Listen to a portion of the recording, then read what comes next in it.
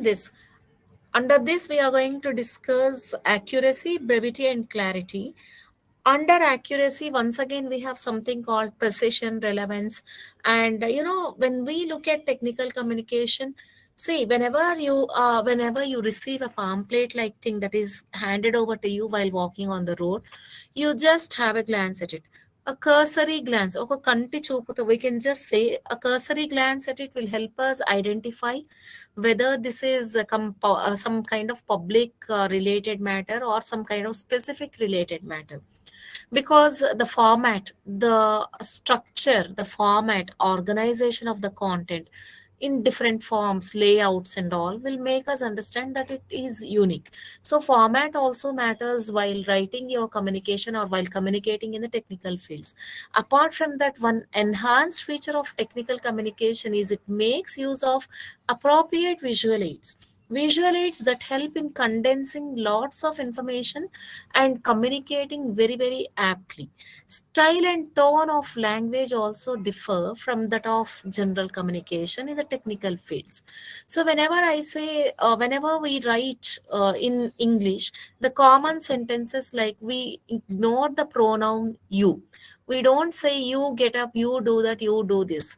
We just point and make an announcement, and people understand that they are supposed to follow it. But when we talk about technical communication, the all the imperative sentences are something like, they are aimed at the targeted audience in this context is nothing but none other than the readers. So they are aimed at that particular targeted audience, and there are many invitation sentences like let, come on, let's do that. If I say in a very lighter tone, it's you can either ignore it. But in the technical context, the writer is there. He is not present in front of you, but his presence can be understood as he invites you to perform certain activities. Let's now consider the following sentences. Perhaps if I give you a mathematical example like let's add power x and power y, something like that, let, everywhere it is all about the let's. Okay. So we are going to complete this part and straight away appropriate style. Every communication has to have its uniqueness by means of the style. Style is something that I cannot say that you can just get it that way, but it requires a lot of practice. By means of revision, editing, drafting, redrafting, you tend to leave a mark on your own. See, in how maybe this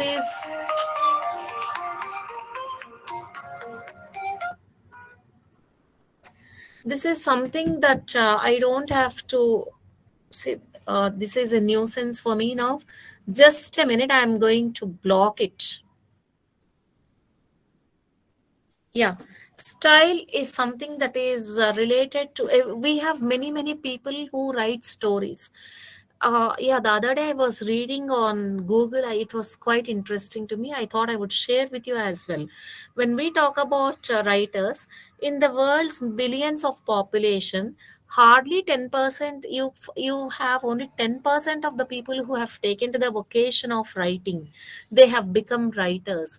It's because writing is not everybody's cup of tea. Everyone has to work hard at it and make it a point to prove their worth, because nobody would be interested to read something that is written in a monotonous manner.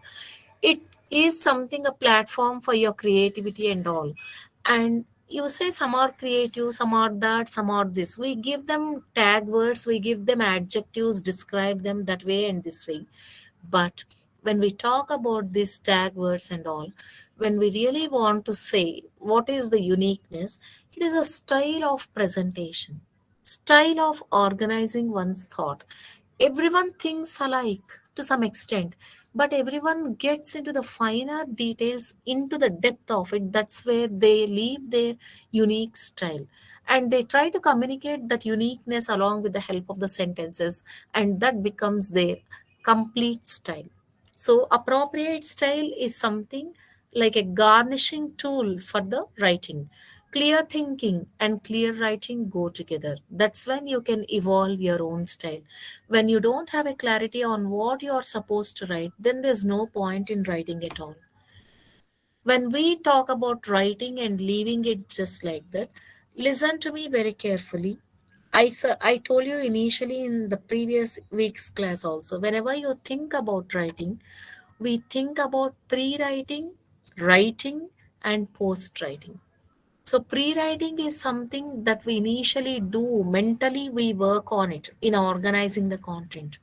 And writing is something that we do actually when we jot down our ideas. And post-writing is the revision part, edition part of it. We edit the document. So whenever we write the first time, we don't have to really care for how the mechanics of writing. What are mechanics of writing? Spelling, grammar, punctuation, sentence length, word choice, etc. We don't have to worry about it. Punctuation, grammar, spelling, these are the things. So initially put your thoughts out on the paper in a free style, then you can restructure and reorganize it. So, on revising the draft carefully, you have to, while revising, you have to completely cater your need, your attention to the required details. So, that is when your writing becomes crisp. Initially, if I were supposed to ask to write a paragraph on uh, the lady who received Padma Shri, what is her name? Have you followed the news? BBC has highlighted it like anything for her, continual, what to say, contribution to ecosystems, the knowledge of herbs and all. Somebody from the Karnataka. Anyone can guess that? Can anyone guess that? No idea, right? She was the one. You see, if I were to write an article on that, I would just make a messy paragraph initially.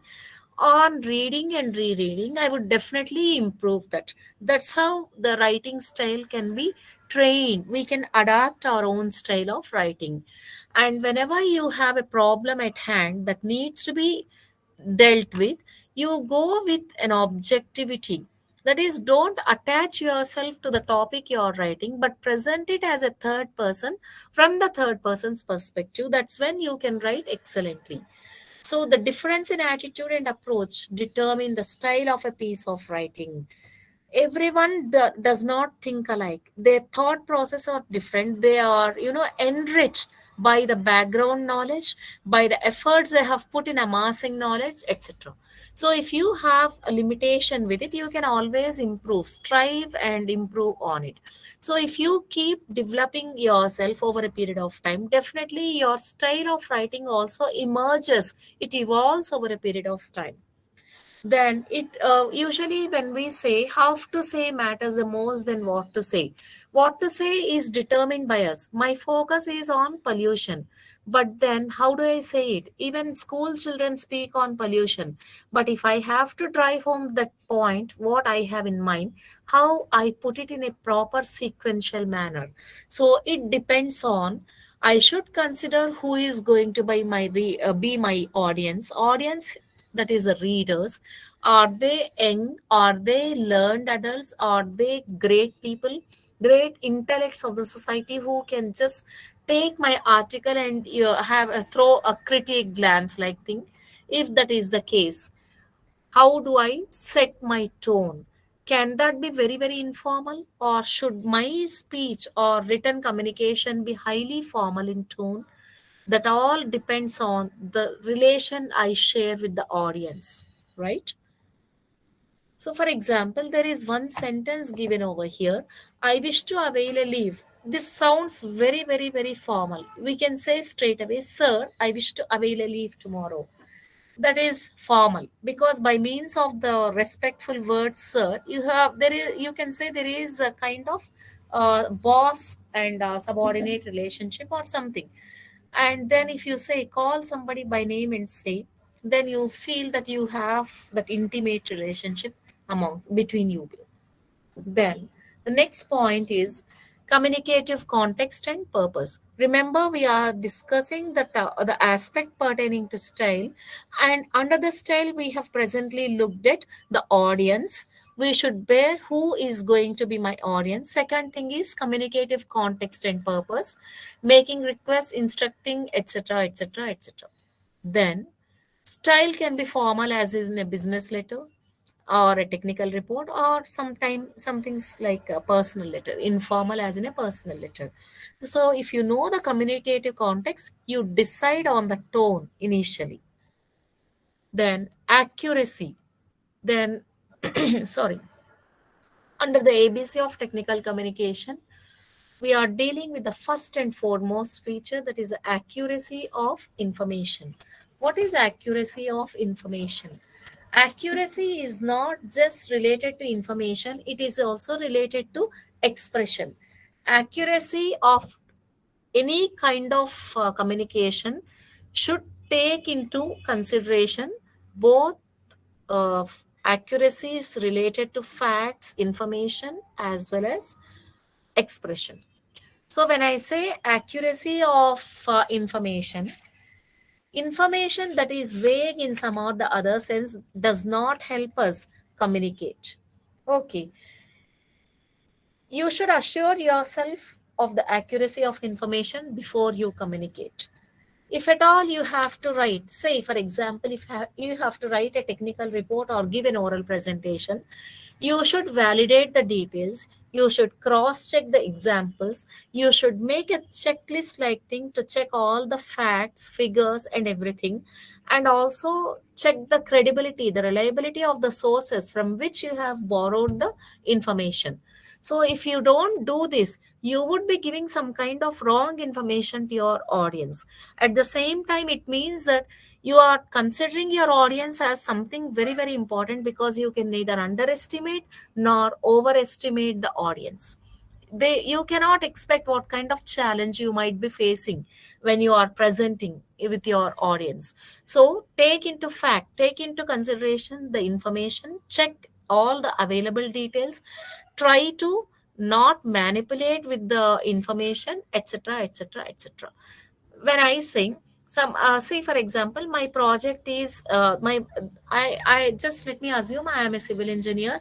My project is to hand over the building to the person who has allotted me the work by tomorrow evening. But however, I don't have people who can work with me and complete it on time. So instead of communicating that straightforward to the other person, if I say some of the workers are on leave, so today the work cannot be completed.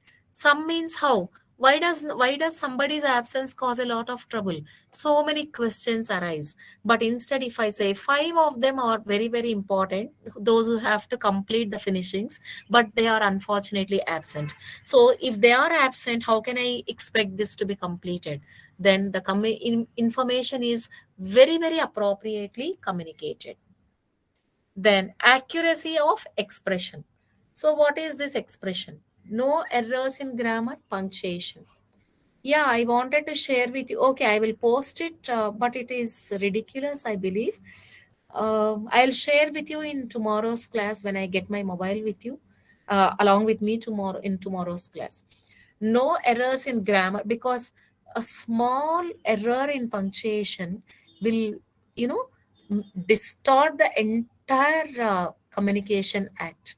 Not just that, spacing between words also makes ruins the entire message.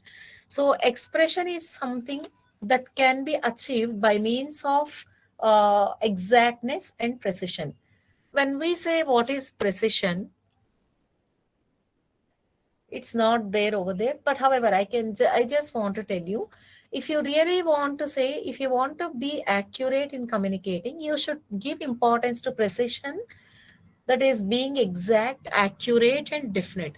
Provide all the details that help you with the help of simple, that help you communicate using simple and familiar words. Use exact words that denote a concept. Use exact phrases that communicate the meaning. And try to avoid using too much of jargon. Jargon is nothing but the technical related vocabulary. Using too much of that will distance you from your audience. Second feature is brevity. Please have a look at it. Shakespeare, maybe you're not aware of that, but if you can browse, he says brevity is the soul of wit.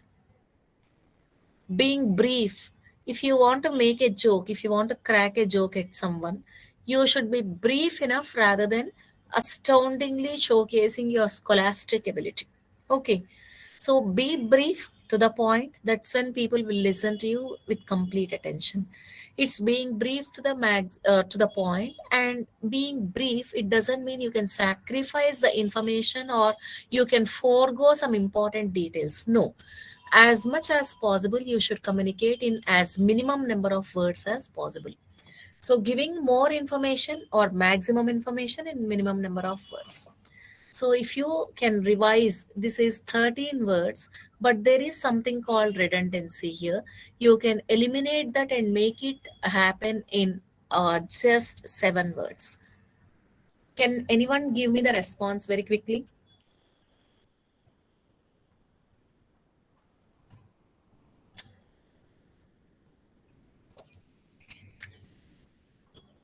Yes, a computer performs several important functions which include performing fast and accurate calculations.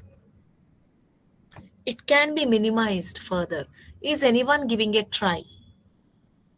I'm asking you, students.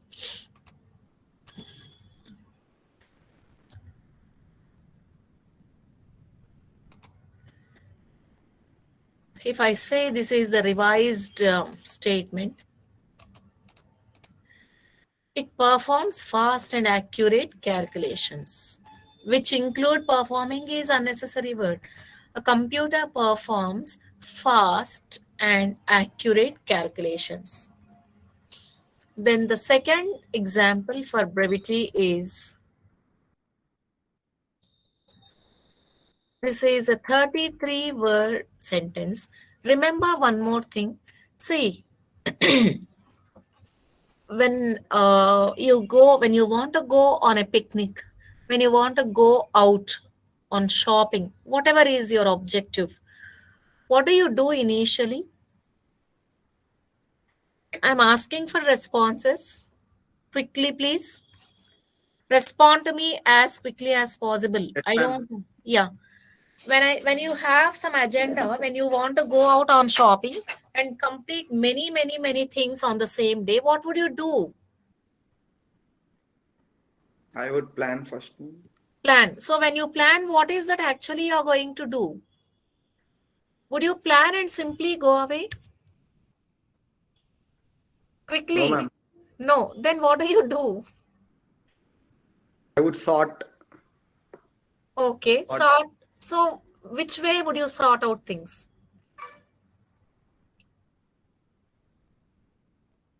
Yes. Tell me. Fine. Like in order, which Okay. is easy. Okay. You sort out things in an order so that you can complete, unroute each and everything that you are supposed to complete on that day. Which means that, in other words, I can say you make a checklist. Yes or no? When you have to upload your important documents, you definitely make a checklist. You check initially whether or not certain things are available. Everything is ready, so that once it is ready, you can just say submit and forget it. So you need to have something called a checklist, and that's very vital even while communicating. So when you have something called a checklist, you can work on it and make things easier. And technical communication, definitely, whatever the kind of communication, whether it's instructing people, whether it is explaining, persuading, convincing, writing to seek help, offering some kind of proposal, grant, etc., fund, you need to have a proper checklist. And ABC is one such checklist.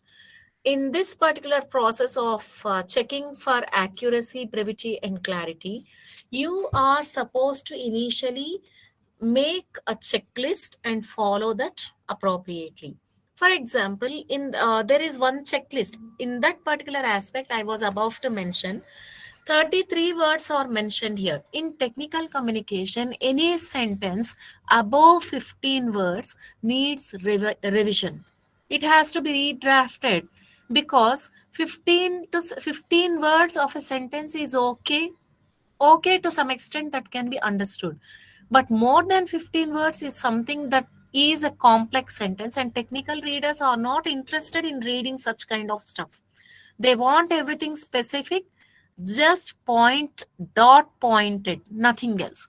So 33 words have to be revised. This is one such sample where you can revise the uh, sentence and make it right, condense it further. This is another word, 26 words. So these are two sentences that you need to work on and complete it. I will be posting it in the Google Classroom for you as a part of assignment once I am done with this unit today. Right. Then the next point is on clarity. What is clarity? How do we gain clarity? How do we be clear in what we are doing? Unless and until we don't realize the importance of what we are doing, we will not have any significance attached to it. As a result, we never tend to become very clear. For example, I say do this experiment and post the results by evening 7 p.m. Do this experiment that we discussed, no, that day. If I simply say that day, which day? Maybe that day I discussed several experiments. Which experiment? What time? I haven't given you any clarity on that. So you'll be breaking your heads unnecessarily.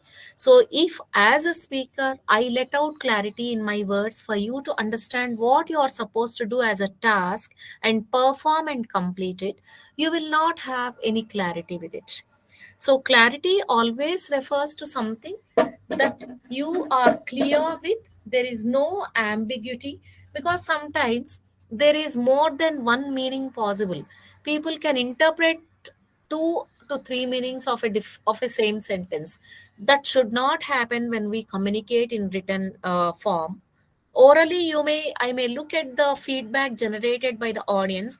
I may ask, do you have any doubts, and rectify that. But in written communication, I won't be there to check the feedback, the facial expressions, etc. So I should read whatever I write myself. I should read it as a third person, as a reader. That's when I will understand it better, like how to redo things properly. It can be achieved by using direct language, specific words, and proper construction of sentences. If word order is dilly-dallied, right? If ambiguous clauses are used, people end up breaking their heads for the meaning interpretation. For example, I will these are simple sentences, not the technical ones. I'm preparing the handout that we can work in the classroom as a revision part. Okay, I'll meet you later. He'll meet you soon. Later means I'm in need of some file. I'm waiting for a person, but the person says I'll contact you soon. Soon means, according to you, is it 35 minutes or 1 hour or 5 hours? According to me, it is the next minute. Next 5 minutes is the soonest time for me, right? Then clarity, problem with the structure of the sentence that leads to ambiguity. Example 1, which is better, sentence 1 or sentence 2? Have a look at this.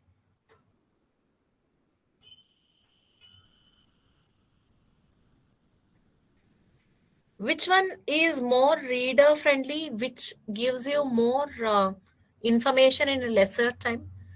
Which one are you able to comprehend quickly? Sentence 1 or sentence 2?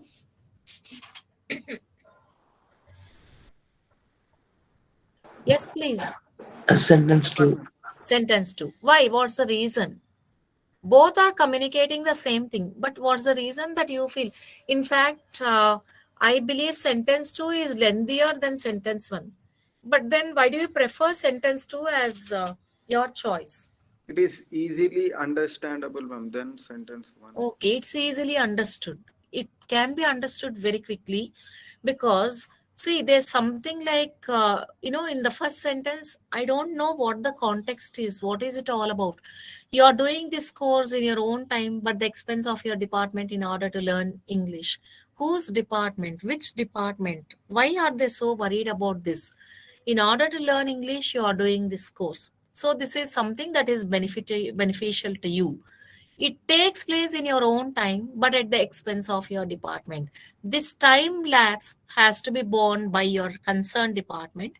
So I am not responsible for that. While indicating that the significance of this course, I am also conveying that I am not responsible for the delay or any time lapse that that becomes a part of this course. The next one, which one is better? Have a read of this sentence. I'll present the second one too.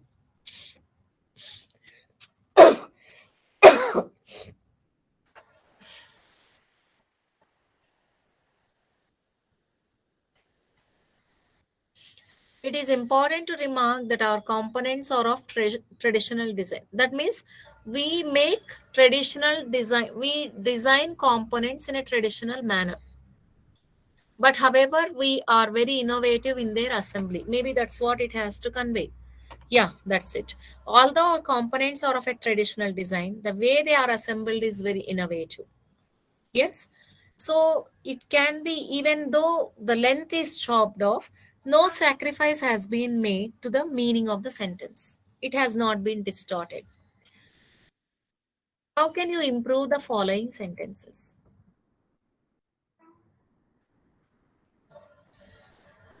Yeah, please. Could one of you respond to me quickly?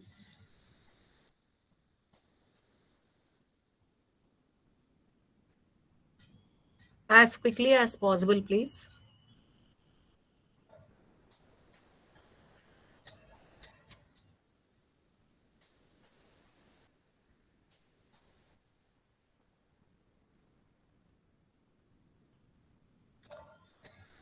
Yes. Anyone from ECEB? I don't want silence as your response. Students, respond to me. To me means to the yeah. First one,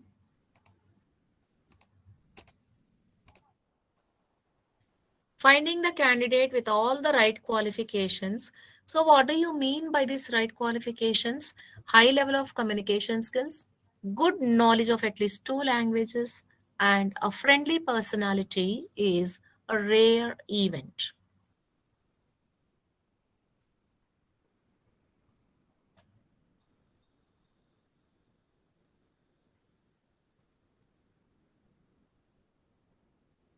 I want the response, not silence. You cannot be silent anymore. How will you make it more clearer? Work it out. In the survey participated 350 subjects. What's wrong in this sentence?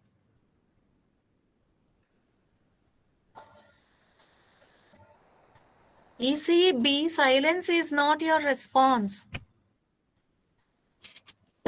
Can you understand? Yes, ma'am. Then tell me. 350 subjects participated in the survey. Yeah.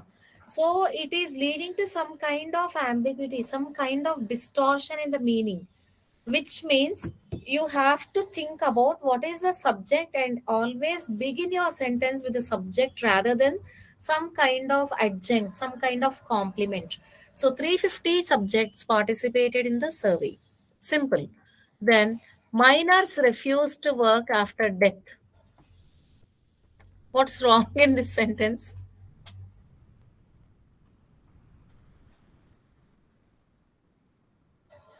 Death should be before, ma'am. After death, minus refused to work.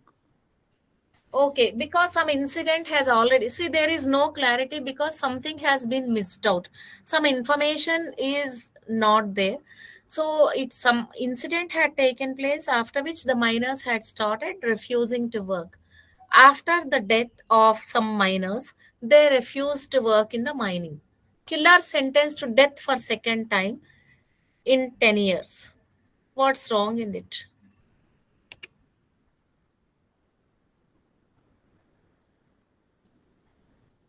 Killer sentenced to death for second time. How can the person be change it, please? I'm eager to listen to you from you people.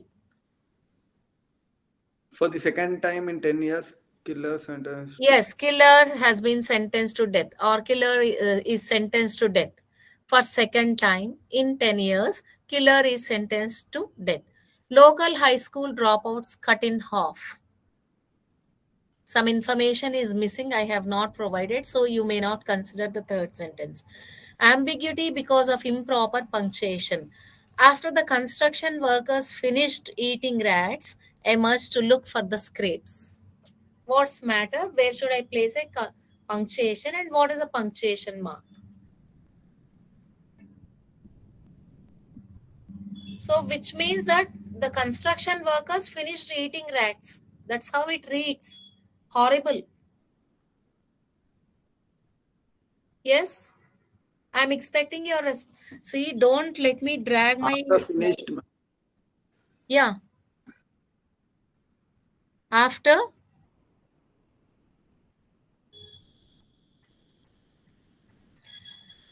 I should place a punctuation mark called comma after eating, right? Because whenever you have the clauses beginning like this, when, after, during, in, something like that, it is not a complete sentence, so there is a pause over there. Written pause is nothing but a comma. After the construction workers finished eating, comma, rats emerged to look for the scrapes. As you can see, the efficiency peaks around 10 to 12%. It is incomplete if I put it that way without any punctuation. As you can see, a comma after that, the efficiency peaks around 10 to 12%. Right? Next, choice of words and phrases. Do's and don'ts. So whenever, because when I say you should be brief, you should have clarity, we say do that, do this, etc., etc. But if at all we don't follow these things, we will be not able to achieve the clarity, brevity, and accuracy, especially when you want to be precise and exact rather than vague. You shouldn't sound vague in your communication. So if at all you have to do that, you better prefer concrete words to abstract words, because they tend to be direct, more forceful, and exact. Then we should know what are these words and other things. Let's have a list of examples over here. Fuel tank deformation was present. Was present. Is it a candidate to find out somebody was present and absent? No. Instead, we can rewrite the sentence and say the fuel tank was deformed. It was noted that the fuel tank was deformed. If you really want to make it something like a complete sentence, it has been observed that the fuel tank was deformed. 3 to 4 ways you can think of writing a sentence. The reason for the popularity of the slides is the simplicity of their preparation. It can be reduced, chopped off. Slides are popular because they are easy to prepare. Simple. Because nobody is going to award you marks for how excellently you write. See, the beauty of this particular course, Effective Technical Communication in English, is you know language. We all know language. We all know the importance of the skills of language. But now we are receiving training in how to write in a precise manner rather than showcase your linguistic ability, because linguistic ability is language ability is not what I am going to look and judge a person's ability, but I am trying to look at how excellently he uses that language as an ability and a tool to communicate very aptly in a very very minimum number of words, which is one of the important features of technical communication. Accident frequency depends on the adequacy of roadway visibility. Roadway visibility. Visibility is something not needed. Not all people can take care of, can understand and put them in their mental lexicon. But instead, if they can just reduce it by saying accident frequency depends on how well the road can be seen. The next thing, those of the same thing, use simple and plain words instead of complex words, complex phrases, and ambiguous words. Examples: simple. Where do you stay? People just ask. in Telugu we have Vyavaharika Bhasha and Grandhika Bhasha. Grammarians make use of that Panditulu when they have discussions, arguments, and all. When they have logical this thing going on, they do make use of that. But otherwise, they use simple language. If you go to a shop and say, "Uncle, I reside in the flats adjacent to this particular shop in the corner of that so and so, please do send me the goods that I am asking for." He will not respond to you. He will just look at you up and down and say, "Come on, get lost." If you say, "I stay in this apartment, please send me this door delivery immediately." Yes, definitely better, he says, and he agrees to do that. So, reside is a very, very tougher word. It's not actually a tougher word, but when we talk about certain usages, that's when it has to be used. In general, when you want to communicate in technical fields, switch over to simple language that is easily read and understood. But let me also tell you, technical communication is not always read by technical people alone. Even lay people like me read this particular language, the communication, I can say. Next, activate. Yeah, activate your Kaspersky account. Instead, start. We don't say, you don't sit at the rear front of the car seat and say, "I'm activating the engine." You never say that. "I'm starting the engine." That's it. I wish you all the best for your trials. Trials has a negative meaning, so I don't prefer using that. Endeavors. That is a right word when I am communicating in an oral form, especially when I am giving some guidance and principles, etc. But this is the first try of the company. It's a first effort of the team in displaying this piece of machinery today. Show. You go. You don't go to a person and say, "Come on, show your," you just say, "Show, come on, show the watch, show your show the time by your watch." You just say, but don't say, "I demonstrate your time." That's nonsensical. Discontinue, stop. Component is nothing but a part. See, what I am presenting is only a small bit of such a huge ocean. So, if you can understand that what goes into the making of this communication, you will be able to do wonderfully in your technical fields. Avoid cliches. Cliches are nothing but the expressions of language that have been overly used by millions of people, and they are worn out. Nobody takes an interest to them.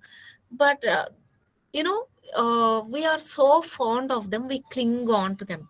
All said and done, choke with emotion. Last but not least, think outside the box. Be creative. Instead, I can say, it goes without saying, apparently, words of wisdom. Yes.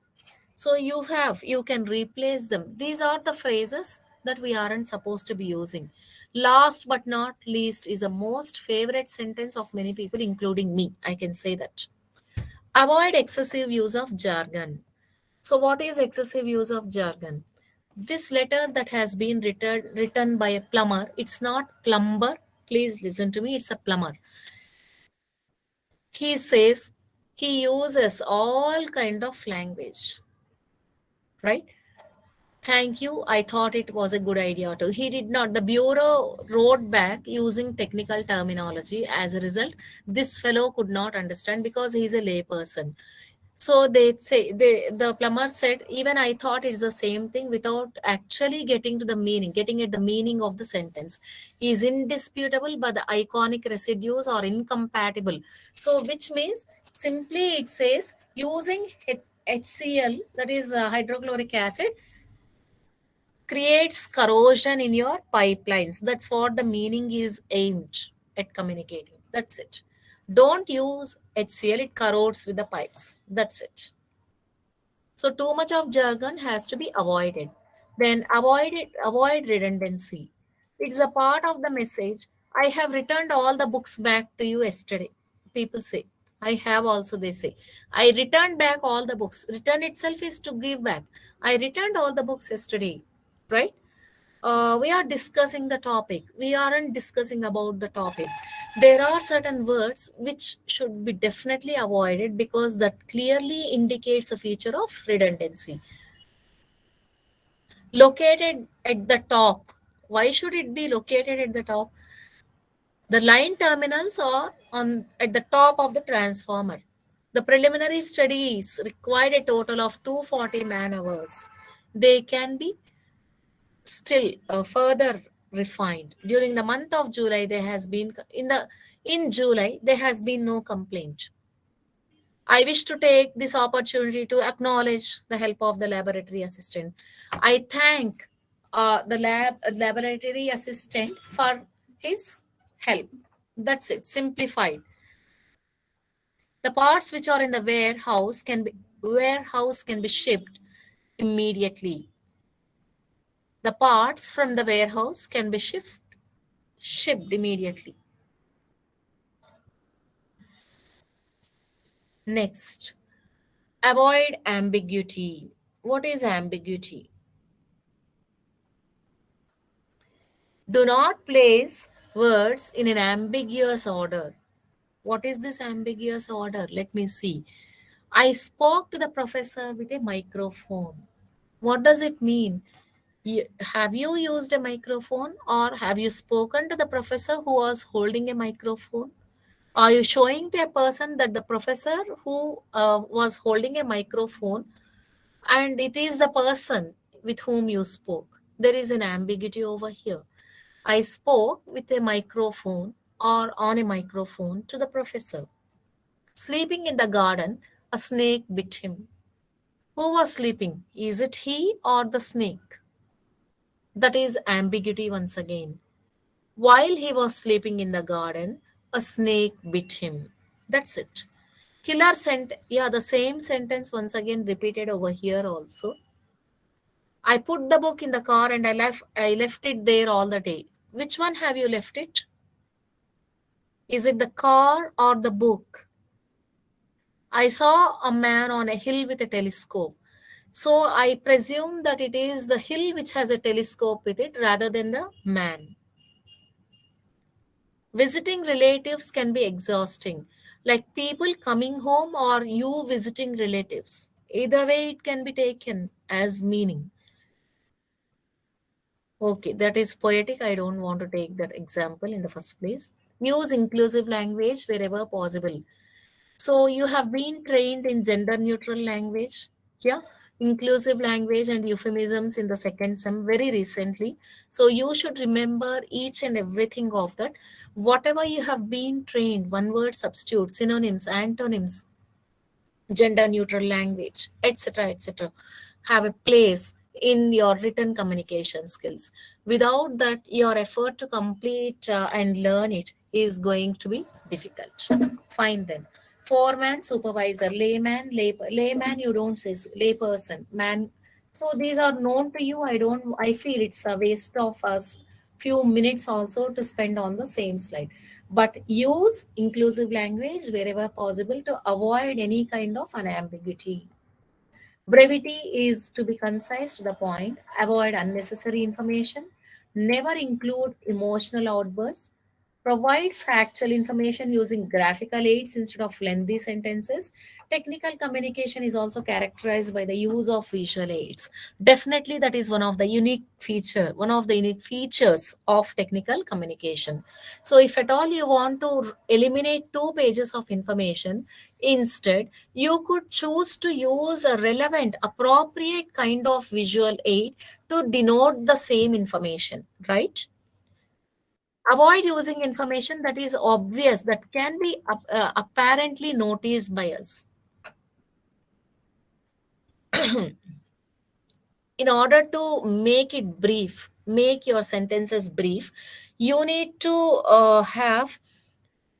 you need to make use of one word substitutes wherever possible.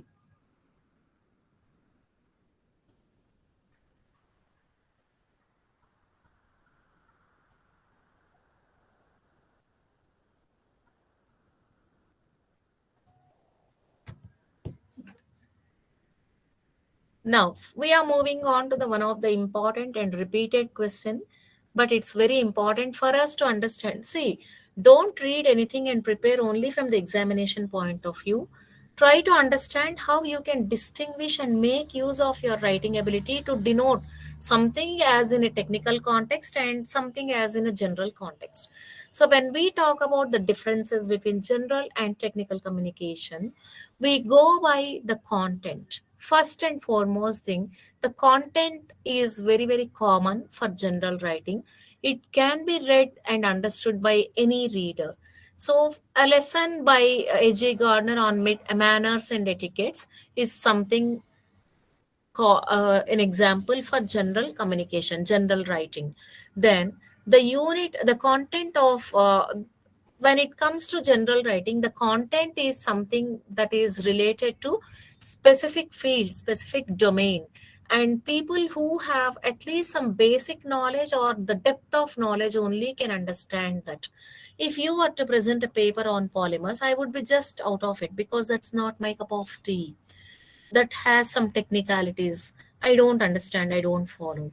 Then, when it comes to the vocabulary usage, we use a very general kind of vocabulary for general writing, normal style. We use not frequently, but at least occasionally, some kind of technical jargon or technical vocabulary, which means that that mark of vocabulary, you read your textbooks, no, when you borrow the textbooks from the library, start reading it. Core subjects, you will notice many words that appear like, something, very new altogether, that has to be understood by you. So this is specialized vocabulary that is used in technical writing. When you start writing for a general purpose, you may be formal or informal in style depending on the intimacy, depending on the purpose of communication. But when you are writing for technical purposes, you always are formal in style. Your tone and style immediately, your tone and style is decided and determined by the context of writing. If it is aimed at a targeted audience, you have to be very, very formal in your approach. It may not be factual always, the general writing. For example, fictitious stories that are created just to amuse people, they may not give importance to facts. But when you are writing for technical purposes, you include facts and figures, and you don't deviate from the facts. You cross check and validate the facts that are being used in your uh, general technical communication. When it comes to objectivity, objectivity is not multiple choice. Please let me make it clear. Objectivity is something that is attained by means of eliminating your emotions and personal biased opinions in your writing. So subjectivity or descriptivity is something that everyone can do wonderfully. Given a theme, you can work wonderfully, you can create so much of information.